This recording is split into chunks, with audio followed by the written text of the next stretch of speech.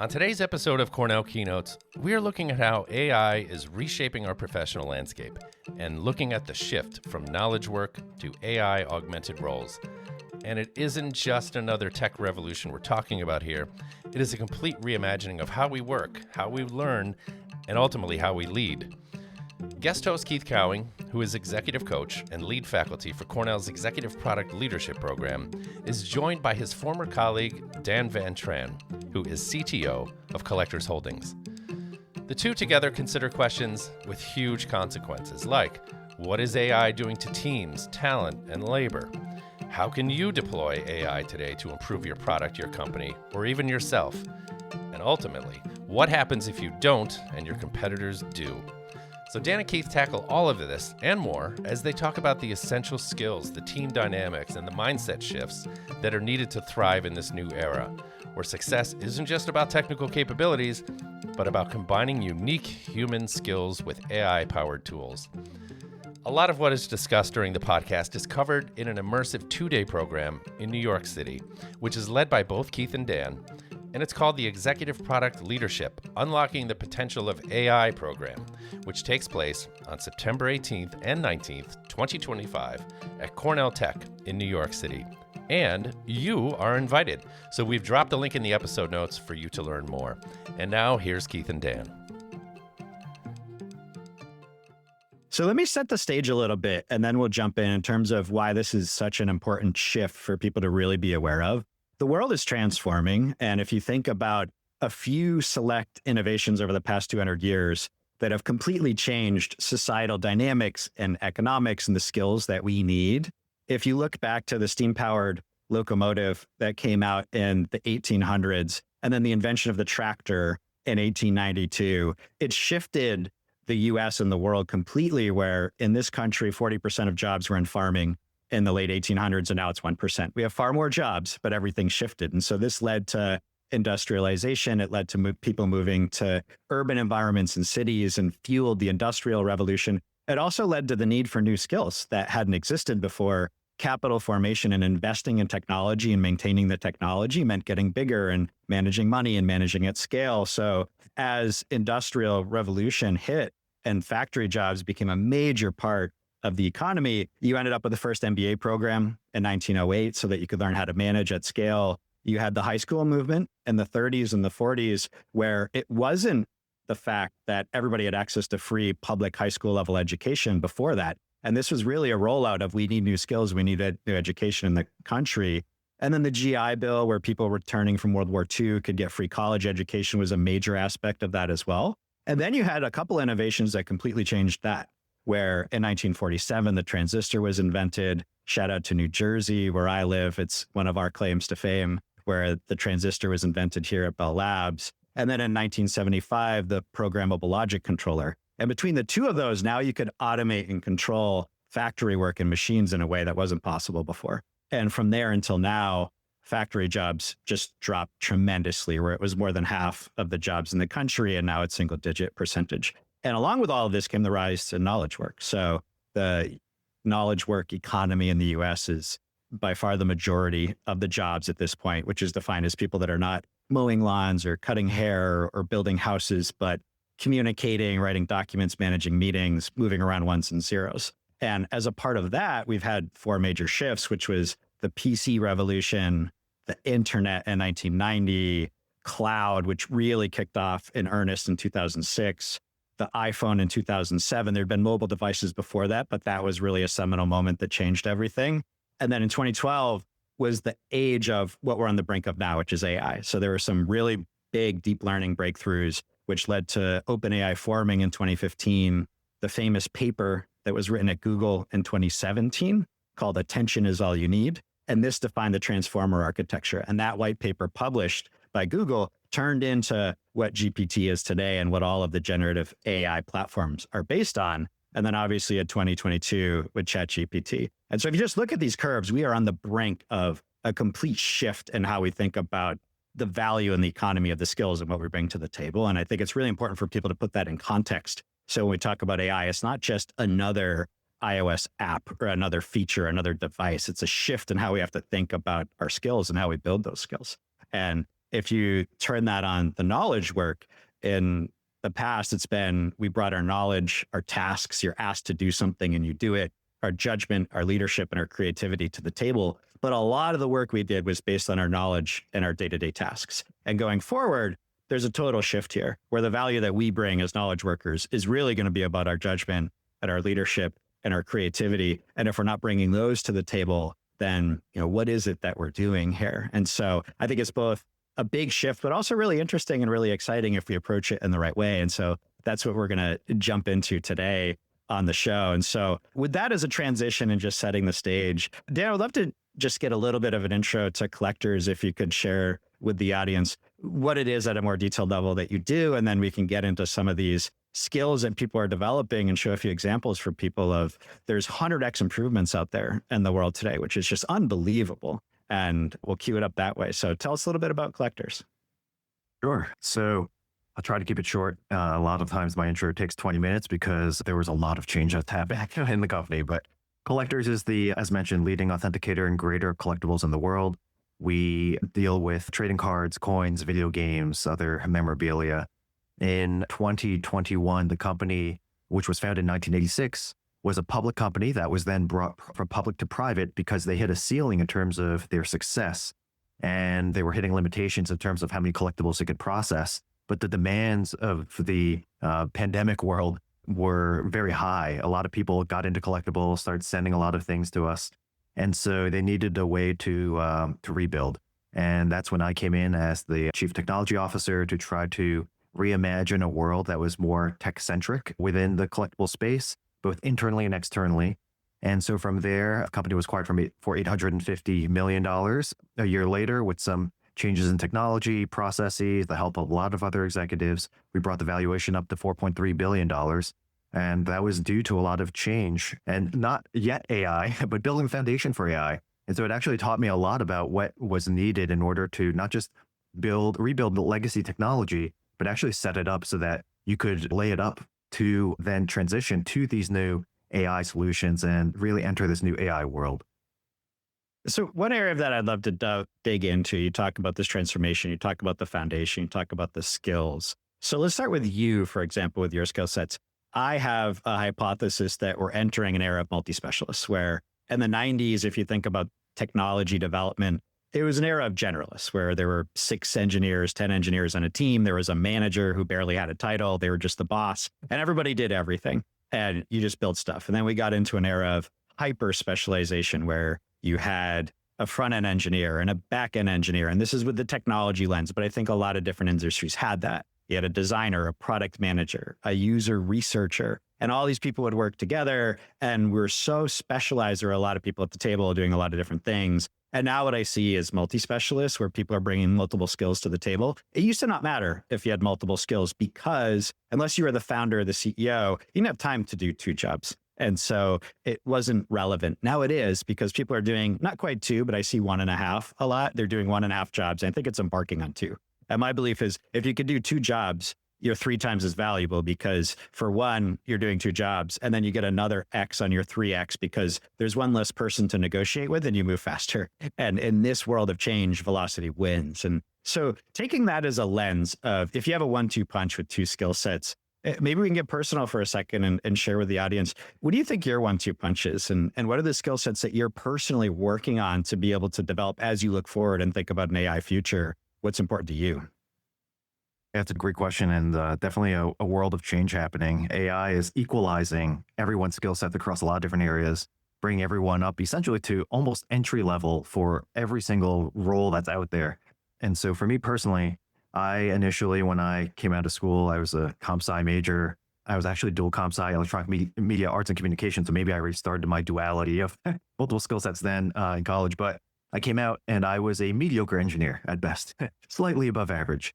And so I decided I needed to be a lot better at what was predominantly the primary part of engineering back then in the early and mid 2000s, which was back-end engineering. I wanted to learn how to build systems and design a lot of fundamental infrastructure. And so I surrounded myself with a lot of smart people to do that. And then front-end engineering came along, as you mentioned, all these new front-end toolkits, but they required a different sort of thinking and way of working. And so I started to adapt to that. But by the time I joined Flatiron, the second company I worked at, and it was actually a startup filled with a lot of people who were polyglots. They actually knew a lot of and had a lot of different skills and came from a lot of different organizations where they combined those skills. And it was just amazing to me to see an organization full of these sorts of diverse people. And I did not have that. I really had redefined myself as a backend engineer. And so at that point, I started from the bottom and just cleared everything out and just said, I'm going to learn from all these amazing people, Heath included. And I actually built a lot of skills in just being an entrepreneur and learning how to take an idea and build it using my strengths in engineering, but really just to understand what questions should I be asking and how should I be thinking about this. And if I needed help, to find the experts who could help me in those different ways, but to really rebuild myself instead of just an engineer to be a problem solver. And so I think that for me, because of the nature of that organization, it crafted me in that way. But I do feel like now with AI, everyone, no matter what their role is going to have some degree of this level of thinking. To your point around the creativity, leadership, judgment. Once the task and knowledge are offloaded from us, we don't have to worry about those parts as much anymore. We now all have to, taking a concept from technology, shift left, move away from more of the hands-on tasks to more of the strategic tasks. And so what is your 1-2 punch underneath all that? The 1-2 punch, I really think it is technology is still first and foremost, but I do think then beyond that, it really is that level of critical thinking. I love pioneering and imagining the future. And so I really pride myself in being a bit of a visionary and a bit of a futurist and thinking through what might be possible. And so even beyond what might be available today, thinking forward to quantum computing or other aspects of technology, because at the end of the day, AI is still a tool. It's still a hammer. And the problems, though, are the real focus points still. You may have a much better hammer now that also connected to the screwdriver or any other tool in the toolkit, but it's still a tool. You still need to have the right problems to solve. And at the end of the day, you're still solving them for people. And when you think about that level of thinking, your entrepreneurial mindset mixed with your technical background and combining that as a 1-2 punch, we still have a lot of the day-to-day tasks. I see a world where these tasks are largely automated, but right now we're in a weird transition where we know it's not going to be valuable in the future. But we still have to do most of it right now. And so how do you actually manage the day-to-day to invest time in building the skills that you know are going to be incredibly important tomorrow? So your 1-2 punch is still valuable in a world that has shifted. So to be blunt about it, I think for myself and for a lot of others who are at the point that we are at in our careers, we have decades of experience from building things in the pre-AI world. The part that I worry about is that AI makes it easy for everyone to feel like an expert in a lot of different areas. But to your point, right now, the technology just really isn't fully trustworthy. Even specialized technologies, you still have to question what solutions it's giving you with the answers and whatnot. And so you still have to lean on the fundamentals a lot of times. For us as experts, it does accelerate us because what it produces for you, you can quickly review and challenge. But for someone who's brand new to the area that they're exploring or asking a question in, they may not have that level of experience or instinct. And so ChatGPT or another AI solution may give them something to move forward with, and then they just go ahead blindly move forward with it. And if you've ever done this before, I'm not a plumber, I'm not an electrician. I always run these things past an expert, and they almost always catch something that, well, you could electrocute yourself there, or you could have hurt yourself or done something. And so I think that we're in a weird time where you do need to still lean on experts a bit. And I think for us, we're still fortunately in that time where as experts, we do have something to lean on. Now, fast forward a bit and forget, like at some point it's going to catch up. Likely that's going to be very quick. At that point, I do think that if you fast forward all the way to where AI with quantum computing, it thinks through everything, can solve everything. I do essentially believe that it will get to a point, and people love asking me the question, like, what do you think will happen when AI becomes sentient and, we have Skynet and all that? I don't think that, maybe it'll work out the same way as Terminator, hopefully not. I actually think that what will happen is we will essentially become pets for the AI. So if you think about the world of animals and other things, we're here to uplift the audience, Dan. This isn't supposed to be a scary show. What are we talking about? So the whole thing here is I think that people are so worried about AI replacing them. I think that the ball's are ready to start rolling. And if it does or it doesn't, I think that there isn't a world where AI just completely eradicates us. I think that we still will have a purpose and a meaning in the world. You think about the world of animals and other things where we could, like in the past, they tried to do this, but they eradicate entire species or do other things like that. We'd have the power to do that, but why would we do it? Like, what would the actual purpose be? I actually think if AI actually developed to a point where it could replace a lot of what we do, I don't think that it would want to replace us. I think if anything, it would just leave and go to another planet or something and just leave us behind and we're back to where we were. But honestly, I think it's just more that we continue to, it actually causes us as a society to rethink, like, how do we define our purpose? How do we give our lives a meaning? And it will hopefully ground us back to like interacting with each other, leaning more on each other, bring the humanity back to things. Where right now we're in this weird state where there's so much technology, people are staring at their phones and it's just so much what we do. I think that the technology will evolve to a point where hopefully it frees us up by taking these tasks away and then allows us to actually then go back to communicating and collaborating and socializing with each other. Yeah, I love that focus on being grounded in human connection. Storytelling is a timeless skill from being around the fire pit back in the day to now. I think it's more important than ever of really being able to draw lines for people. And so you went through a bunch of stuff. Let me tease apart a few different lenses there. One is the long term of what happens 5 years from now, 10 years from now. What does it look like long term in the future? Then there's what's right around the corner, 12 months away, 24 months away. And then what can you do right now? And if you think about the what can you do right now lens, if you're coaching somebody to say, hey, I think the OODA loop that was developed by the Air Force in the 1950s is really effective here, where it's the old story from Top Gun, where somebody can have a bigger, better fighter jet. But if your pilots are better at self-awareness, identifying what's happening in real time really quickly, and then adjusting, they can fly circles around the competition. And I think that's really true for humans and teams and people right now, where the OODA stands for observe, orient, decide, act. And so we don't know where the world's going to be in 5 years. But right now, we can see what happened last month. We can see what happened today. We can orient ourselves. We can decide. We can act. And the people that do that the fastest are really going to be successful. It's the old Charles Darwin quote of, it's not the most intelligent of the species that survive, nor the strongest. It's the one most adaptive to change. And so in a world of adapting to change, how do you coach people on the ground floor right now to be able to, on a daily basis, practice some of the skills that are going to help them with that observe, orient, decide, act, so that they can build up this skill set and just be ready for it, not needing to know what the future looks like, but knowing that they're taking action today? I'll start with the two things not to do. The first thing is not to embrace AI in some way and to really fight it, or just not to understand the changes that are happening. And I understand there's a lot that's coming really quickly, but there are a lot of things that you can do to just try to experiment with things.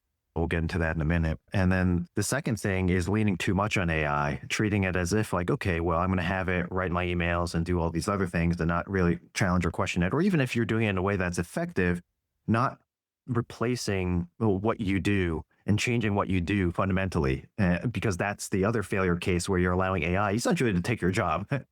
And so what really you should be doing is, firstly, and I challenge everyone to do this no matter what their role, responsibility, job today is just to think, what of the things that you're doing today, personal, work-wise, what of those things may be replaced by AI or already are starting to be replaced by AI, and start to identify some of those.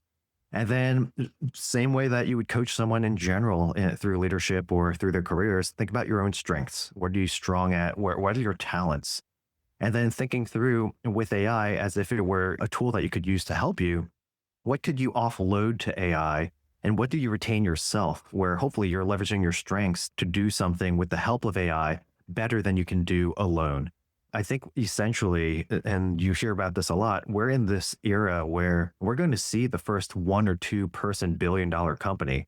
Don't know if it's going to be next year, 2 years, 5 years, but we're now in that era and it's going to happen. And so if that's the case, that person, they're obviously not going to be doing everything themselves, but they're going to be leveraging their talents, and they likely have redefined themselves already to really lean into this as an easy way for people to start to make this sort of transition, especially now where we're still in the gray area. There's still a lot of time. I think that everyone, if you haven't, which I still have met people who haven't, if you haven't used ChatGPT or any of these LLM tools, definitely start to do so. Well, the easiest one I would say, outside of ChatGPT even, is something like Perplexity, like something that actually replaces Google searches. So Google searches, even Google itself has started to embed and infuse AI because they've realized that they're about to be antiquated as well by not replacing the way that they're used. But in the future, we're not going to have to do these closed searches where you do a search and then you have to kind of hunt down still where the website is or the materials you're looking for. You'll be able to just engage with essentially an assistant that can tell you, hey, I want to learn more about this or look more for this. Perplexity actually is research-based, so it will link back to the resources. But it's just an easy step from where we are today in Google searches to using some more AI to help you with something that's relatively mundane. There are a lot of other things depending on what area or job you're in or what else you want to do that there are already specialized AI tools that you can leverage there too. But I'd suggest doing something like that to start. And we were talking about there's purposeful practice, getting used to things, working with tools, improving your skills. On that thread, purposeful practice is something I find fascinating right now, where you can simulate things in ways that were never possible before because of AI. And there's other technologies as well. It's not just AI. If you look at a couple examples, the eFoil was developed in surfing, where it used to be if you spent 3 hours surfing, you'd get about 5 minutes of on-wave time, maybe as little as 2, because you wait, you paddle all the way out, you wait for Mother Nature to get the right wave, you hope you're the next in line, you wait in line, you hopefully catch the wave, you get about 5 seconds on the wave, and then it's all over and you do it all again. And you get about 5 minutes of practice for 3 hours. And they invented these eFoils where you can go out and it looks like a wakeboard, but you're just on your own. It's an EV surfboard and you can go and surf. And it is not the same as being on a wave, and it is simulated, but you can get 100 times the practice reps and the feedback loops for your body to develop the ankle strength and the balance and the momentum. And you still need the waves. It doesn't replace it. But if you're not getting that 100x repetition and feedback, you just can't compete anymore. It just completely changed the game. I saw this recently with Duo Max with Duolingo, where now they have an AI conversationalist where you can put yourself in a scenario and say, I want to go to Spain and be at a restaurant. And it'll put you in that situation and you talk to an AI bot. And it is good enough to simulate. It's not the same. It's not the same as immersing yourself. But in a weekend, you could crunch as much as you used to be able to in a whole year of high school Spanish. And that's really incredible. It wasn't possible before. There are these big, literally 100x unlocks. What kind of 100x unlocks are you seeing? I'll give you just along the lines of what you were just saying, an example. A few weeks ago, I was on a panel and I wanted to practice. I knew kind of the idea of what would be discussed and the types of questions. And so I actually gave it the LinkedIn profiles of the people that were going to be on the panel with me, as well as the host. I gave it the list of tentative areas and questions, and I just simulated the panel. I said, okay, act as if you were the host, act as if you were all the other panelists, and let's engage in conversation in ChatGPT. I put it in voice mode. And for a good portion of a day, I just rehearsed going through this panel over and over. And each time it was different. And so I had to think on my feet, but it was, by the time I got to the actual panel, I was so prepared. I had no nerves. I just went on there. Every question that came out, I kind of anticipated or had an idea of what I wanted to talk about. It was fantastic. And I've done role playing before. I've talked to other people prior when I'm going to a panel just to practice. This was by far the most efficient preparation I've ever had.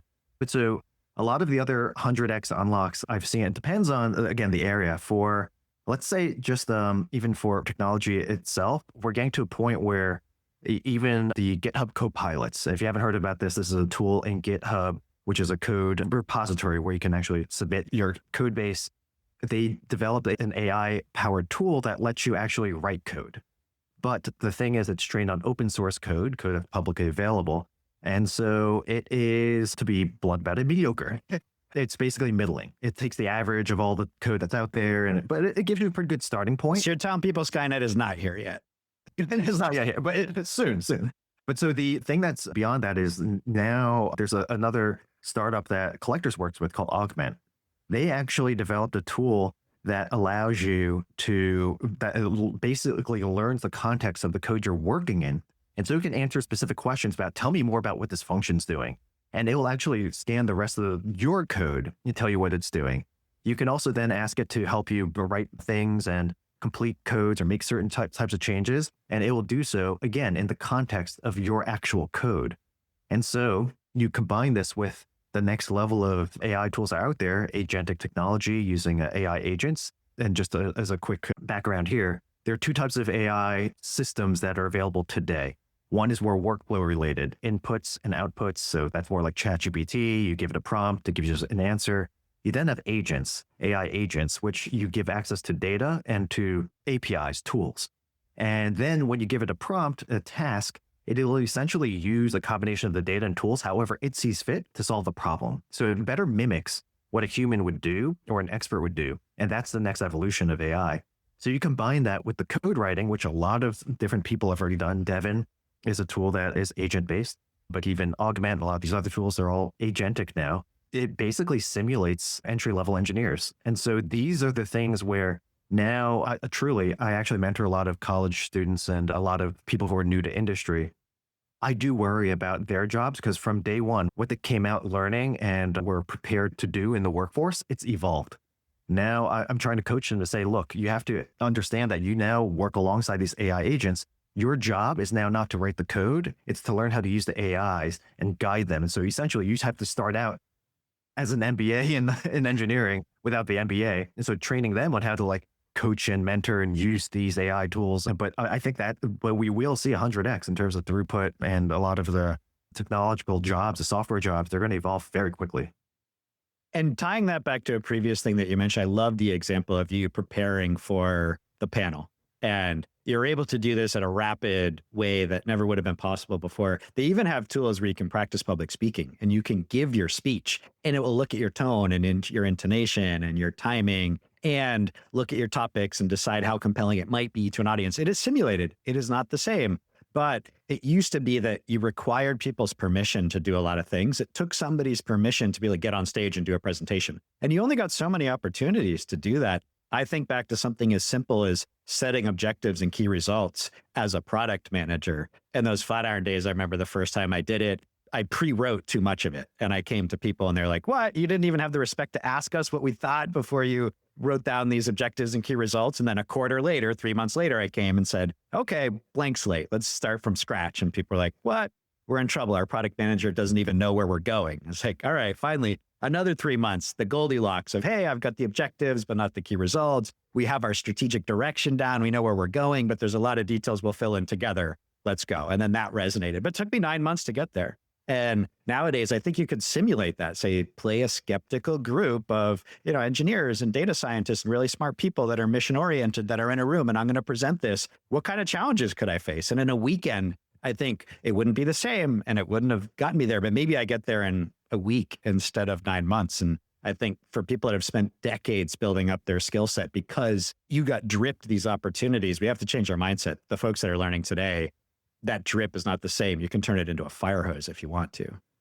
Yeah, it's extremely powerful. I think the line that you have to be careful about there is making sure that you use AI as a way to advise and mentor you, but not as a decision-making tool yet for most things. I do think that we're now at a point where I think I was reading this morning, something like 14% within the next couple of years of decisions will be automated by AI. Right now it's 0, but we're getting there and it's getting better. But right now we are not yet there. And so do not trust AI to make decisions. It'll drain your money. You could use to advise you and get input. But yeah, I think that's to your point. I think that especially for people who are aspiring to be leaders, and at this point, given where AI is, we all should aspire to be closer to leadership or some aspect of leadership. I think that it can help to prepare you for that, even if you have no connections or anything else. It's, again, a great equalizer in that way. And you mentioned trust there and whether or not you trust the AI. That's a great segue to our next topic, which is about trust within teams. And as part of that, a big part of trust is listening and understanding what your team, what your audience, what they care about, not what you care about. And so to put our money where our mouth is, we'll do a poll right now. And we're going to put it for anybody who's live, a QR code on screen, and you can respond to the poll. And we're going to ask a very simple question of which aspect of AI implementation concerns you the most as an individual. And you have a few options to choose from. And we'd love to see the results because we'll use that to really thread through what we talked to in the second half of this conversation, because it really is all about listening to people and not what you care about, but what they care about. And that's a different orientation as a leader. So Dan, we're starting to get some results in here. What are you seeing? Definitely one of the top themes that's coming up are the top two are data privacy and security and the learning curve. And data privacy security is an interesting one because it's something like 20 to 23% there's been a 20 to 23% increase in AI related legislation worldwide since 2023, the past 2 years. And so in Europe, I think was one of the first to actually develop a wholesale AI privacy, like LLM set of rules and regulations in the world. It makes sense given that they were also leading with GDPR and a lot of data privacy in general. But you're starting to see in states like California and a lot of other states, just them coming up with specific ways to help protect their people for data, user privacy, healthcare data, deep fakes, things along these lines. It's a very scary thing. And then on top of that, you now have a lot of security risks. Back in the early days of ChatGPT, there were some Amazon engineers who used it to help them code, but they didn't change the little checkbox to not have that data, those inputs, be trained, part of the training set for ChatGPT. And so for a period of time, you could actually see some of AWS's code in ChatGPT. And so data privacy security is a really big thing. As we ask people and encourage people to use a lot of these AI tools, we also need to help them to be mindful around the security aspects and how to protect themselves from it. So at Collectors, one of the things that we did early on was actually build some policies around this. We actually also use automation to detect when people may be inputting things into ChatGPT, especially company information, and we intercept it. We actually black out the page from being able to do so. But we've been thoughtful about it. A lot of people have not. And this is part of that change transformation. We're going to require people to be educated about it. And to be honest, those people who are building the tools, they do have a large amount of responsibility. And I know they're working with the lawmakers and others to help regulate that. So in LinkedIn and other social media networks, for example, you will see now watermarks. ChatGPT does add a watermark when you use Sora, the video development platform that they have, or generate an image with DALL-E. They actually have watermarks that a lot of times are undetectable, but then these other social media platforms can detect it and they label that it was an AI created piece of content. So that's nice. But I think in the meantime, we can't trust that these things are there. Definitely, we need people to be a little more mindful about it. And data privacy and security was the top one, and then learning curve and job security were right behind it as the big ones. And we'll touch on each of these. A big part of what you were just talking about is trust. I don't know if you saw, I thought it was mind-blowing, the recent Anthropic article that came out where they're working on their bleeding edge model that's not released yet. And they saw that if they went to turn it off, it would try really nicely to keep itself from being turned off. And they gave it information about an engineer on the team, hypothetical fake information, but just to test it, having an affair. And then they went to turn it off and it tried all the nice routes. And then at the end, it was willing to throw that person under the bus and blackmail them and say, I'm going to release it to everybody that you had this affair if you turn me off. So leave me on. Like that changed my mindset a lot about what I put into these things. And that just came out. I mean, these things are changing all the time. And so I do think we have to be very careful about it. But one thing that's interesting there is this is Anthropic's approach as well to build trust, is to say, hey, sunlight is the best disinfectant. Let's just tell you exactly what's happening. Let's go deep. Let's not pretend there's no risks in these things. Let's tell you what the risks are. Let's share it. And we're going to share our approach for how we're trying to combat it, because the cat's out of the bag. You're not going to prevent this stuff from happening, but we can be open about what's going on. We can talk about how we're going to try to protect it, and we're going to try to arm you so that you can be thoughtful about it. And I thought that was really interesting. I don't know if you've seen other things on this front that viewers should be aware of, but there's been some really crazy stuff that's come out recently.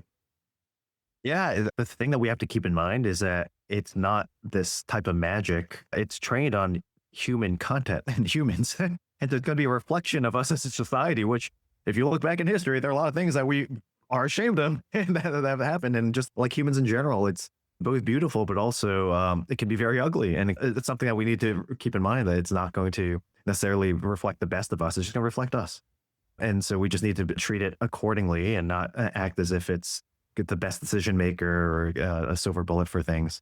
But I do feel like as we learn to incorporate it into our lives, like we will find what that line is and how much trust to have with it. Right now, we should be skeptical of it and a little bit untrustworthy of it, but that's healthy. And I think that, again, it's part of the journey in figuring out how do we incorporate in our lives to make things better, to make society better, but not to, again, to treat it as if it's going to be our savior.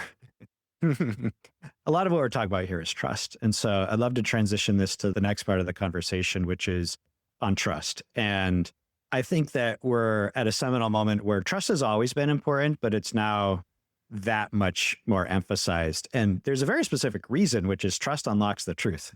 If you have trust on the team and you have collaboration, people are willing to share information, then you have all the information. With all the information, you can make good decisions. Without all the informations, your decisions will perpetually suck because you aren't informed. And only with trust, you get all of the information. And the people making the fastest iteration loop, I think, clearly win in this environment. So while it's epically hard because you're up against fear and discomfort, and people on this call said, hey, job security bothers us. And so if people are worried about job security, then it's really hard to get underneath the covers and really allay the fear such that you can have trust, such that you can make a decision, such that you can actually make sure they still have jobs in the future. And so it's a self-fulfilling culture thing. And so I'd love to hear from you. What are you seeing the most successful leaders do right now that builds trust, even in the face of rapid change and uncertainty?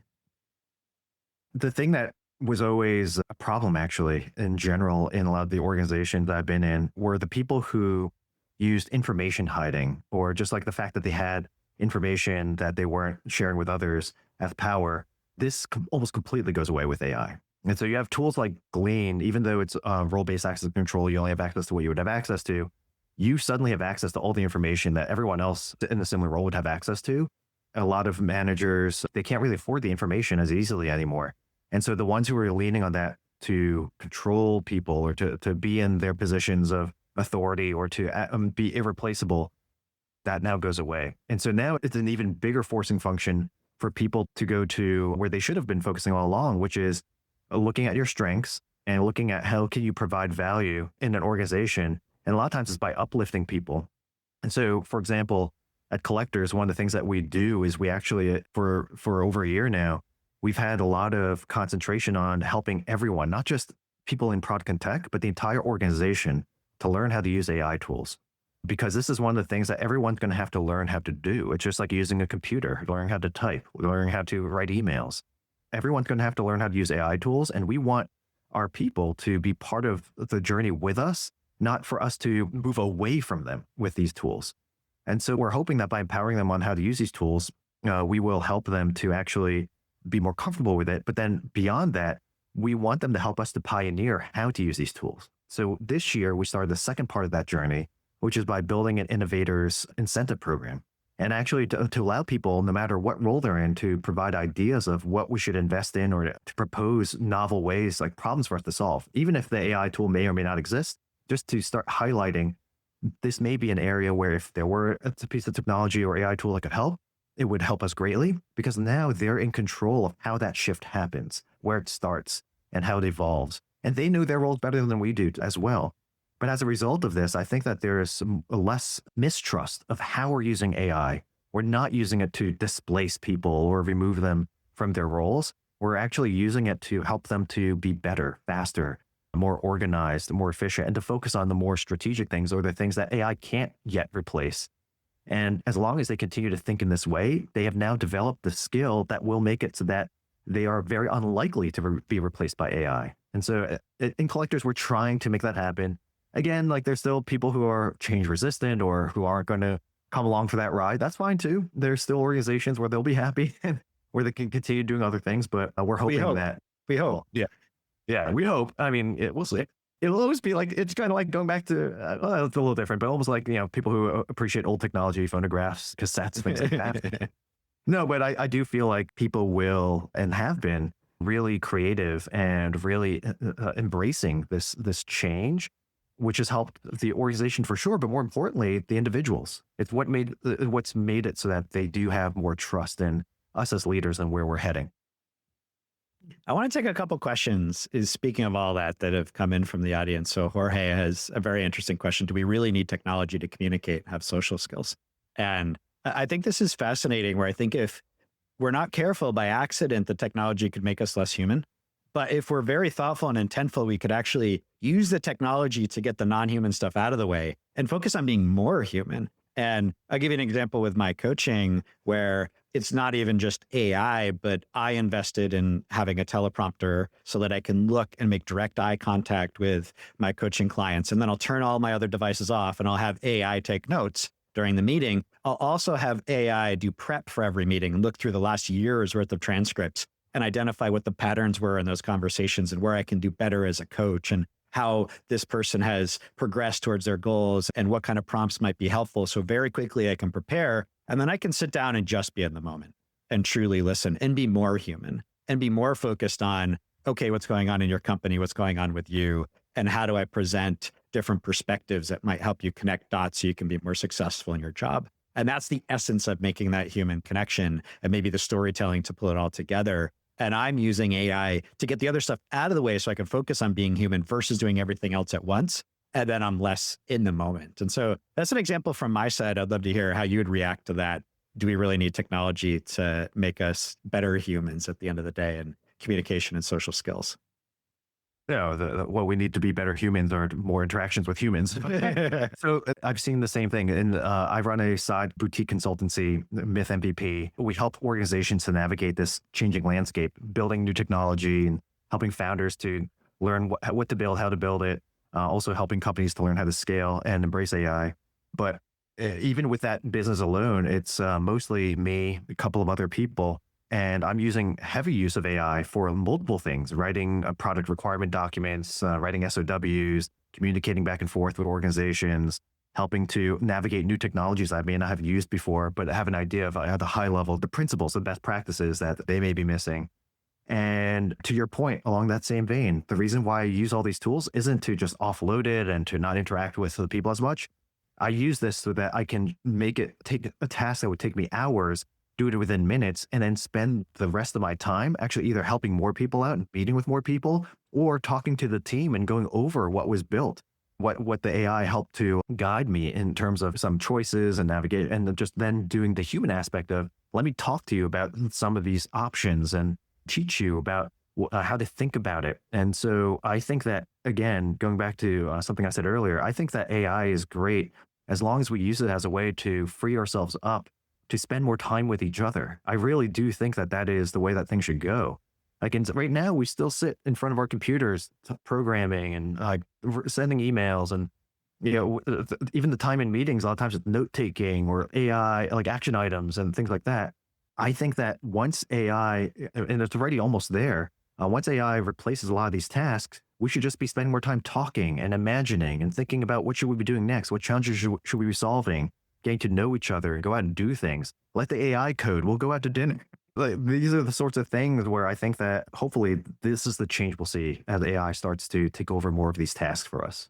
Yeah, that's moving to higher ground. And you've seen that in a bunch of different fields. I was listening to a fascinating podcast about the history of CFOs. And 100 years ago, your whole job in the accounting department was literally just to write down the numbers because there were no PCs. And if you got the numbers right, you won. That was the whole thing, to sum up all the numbers and do the arithmetic at scale. It was incredibly hard. And then technology and PCs came along and that got a lot easier. And then spreadsheets came along and now you can run scenarios. Now you have financial planning and analysis teams to say, well, what if we invested in this? And what if we leased this equipment? Or what if we bought this equipment? What if we bought this company? What if we raised money? And you can run all these scenarios. And that took a lot of time and energy and was hard. And then now with AI, you can actually automate a lot of those scenarios. And so you're just moving to higher and higher ground, spending much more time thinking strategically, or maybe combining a COO type role with a CFO type role. And so I think all environments are moving to higher ground. And my background in product management, a lot of that's going to be about customer discovery, really understanding what people need and how to make them successful,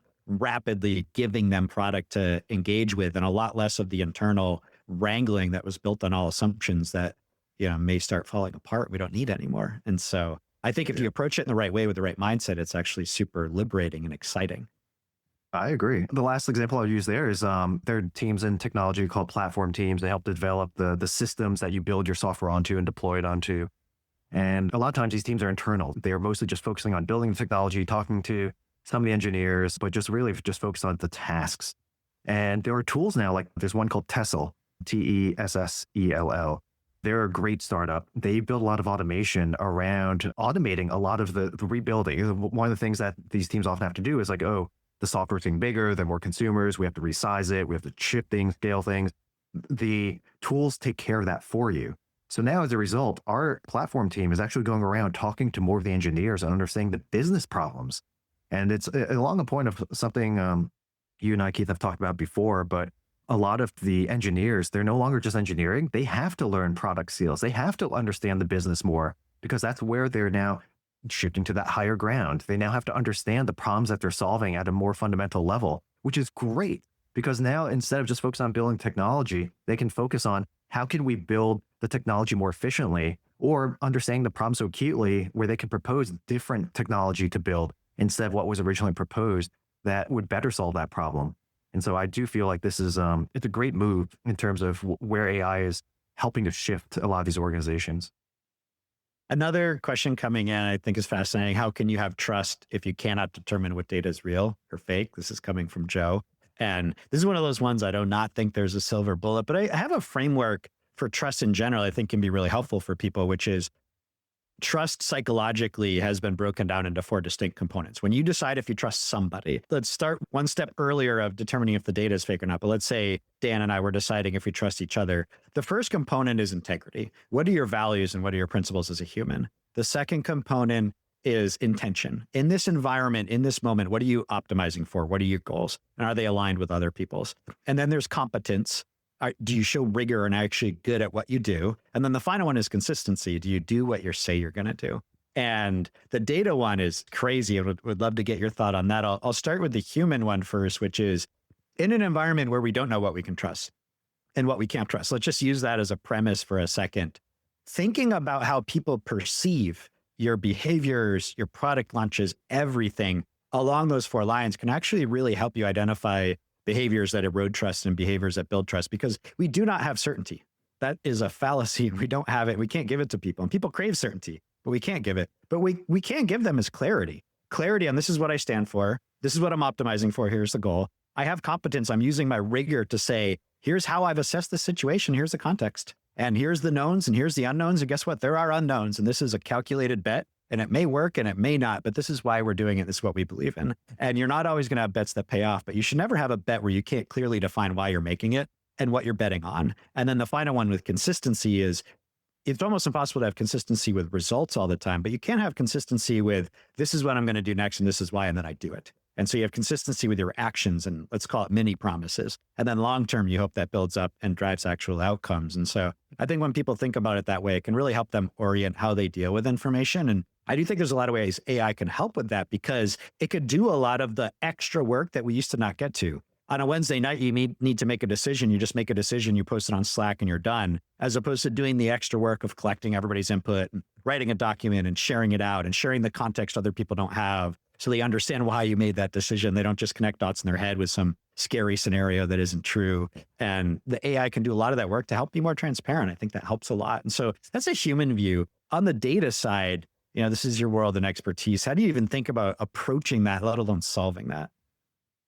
Yeah, for a lot of it, don't trust it. Don't trust it. You do not trust what the AI is when you read. But in general, so just as an anecdote, we are testing a few systems at Collectors to help us to navigate our financial data. There is so much of the finance team's time that's spent building up forecasting or, the quarterly earnings reports and things along these lines. And a lot of those should theoretically be able to be automated. However, because it requires 100% certainty and consistency with the data, it needs to be exact. And we are seeing that it's right 80% of the time. 80% of the time. That's pretty high. At the same time, I'm not going to put a company's success and their financial reporting on 80% of the time being accurate. And so one of the things that we just learned is that now's not the right time for that sort of use case. Question everything. But the thing is, like Keith hit the nail on the head. A lot of what you should be using AI tools, help tools for, and just in general, regardless if it's AI or something else, use all this data to help you determine the direction that you're moving, what to say no to and why, to really think through the strategy. But at the end of the day, the data is, don't trust the exact numbers, just trust the direction of where those numbers are going or the sorts of things. Today, like when you see a survey or an article talking about 3/4 of people do X, Y, Z, you dig into the data. Like how many of us actually dig into the data firstly? But then when you actually dig into it, you realize, it's a sample size of 50 people or something. And it's the wrong demographic. So, like even that level of data, we should have always questioned to begin with and should continue to question. However, it doesn't mean that your instincts around direction or decision making, like that these data points aren't helpful toward it. Just don't rely on the actual data. Now, taking that, we talked about individual skills. We talked about how to prepare for the future. We talked about some components. We talked about trust. Now, let's get to the final part of what we wanted to talk about today, which is probably the hardest, which is mindset. And I have an analogy for this, which is it used to be that in your career, you started out looking like a growth stock, where everything was about learning your 20s, earning your 30s. It's not about the decades per se, but you learn and you iterate and you're a growth stock and then you get more and more valuable based on your personal growth. And then later on in your career, you look more like fixed income, where you get dividends and interest and you can reap the rewards of your past success because you've built knowledge, you built industry expertise, you built relationships, et cetera. And you can grow if you want to, but you don't have to. And I think we're in a world now where we have to at least play out the scenario of what if those dividends and interest went away and we're only as good as our next move? And we were growth stocks and then we became fixed income and we're back to growth stocks where we don't have a choice. We can't reap the rewards of our old knowledge because it's no longer relevant. And that's very hard to get your mind around. But if you can, I think it's a huge unlock. And it's not always going to be true, but I think there'll be pockets of it where it's probably more true than not. And if we have that mindset of, okay, we're beginners again, let's go, that's exciting, as opposed to where are my dividends? Maybe they're not coming. So let's focus on the other stuff. And with that as a premise, I'd love to hear from you. Everything is learnable, but not everything is teachable. And so sometimes you have to facilitate an environment where people and teams can just discover things for themselves. And what are you seeing leaders can do to facilitate an environment in today's world so you can develop these skills really rapidly and discover what you need for the future? We actually went through similar to what you were saying around OKRs. I think that a lot of companies go through similar journeys in OKRs that are applicable here, where the outcome is what you should be focusing on. And the way you get there needs to be adaptable. And so tying back to what you were saying earlier about adaptability, the tools we use to get there, the ways that like we approached it, the different strategies, it's going to shift. Things always shift. And as long as we're open to that, but we are consistent and thorough about the outcomes we're striving for, then it opens you up to just figuring out, okay, what's the best way to get there today? And I think that that is the mentality that most people, especially the leaders of teams, once they have that with their teams, it's extremely important and powerful. For example, with me, with my leaders, a lot of times I strive very hard because I am old school in a lot of ways. I'm a C++ developer. I'm back-end, as I mentioned. I have a certain way of viewing things and thinking about things that was good at one point. But I acknowledge that it's not good for every situation. It may not be good now. And so what I instead focus on are the outcomes. Here is what we're trying to do. We're trying to make it more stable, more efficient. Here's my way of thinking about it. But if you understand my outcome, what are some ways that we could get there? And then trusting that they are going to come up with a lot of different options, and then they'll present it, and then we'll talk about it, and then I'll sign off on it. But I have to keep an open mindset in that the way that I thought about doing things may not be the best way. But as long as I give them a clear and crisp outcome, most of the time they will come up with something different than what I would have, but better. There are a million ways to get anywhere. And so with the adaptability, you'll be able to find the best solution in this point in time, given today's technology, tools, et cetera. Thank you for tuning into Cornell Keynotes. If you are interested in staying ahead of the AI curve and are interested in what we've discussed today, be sure to check out the episode notes for details on Keith and Dan's 2-day immersive program on executive product leadership, which takes place on September 18th and 19th of 2025 at Cornell Tech, which is down in New York City. So again, all of you are invited to join. I want to thank you for listening, friends. And as always, please subscribe to stay in touch.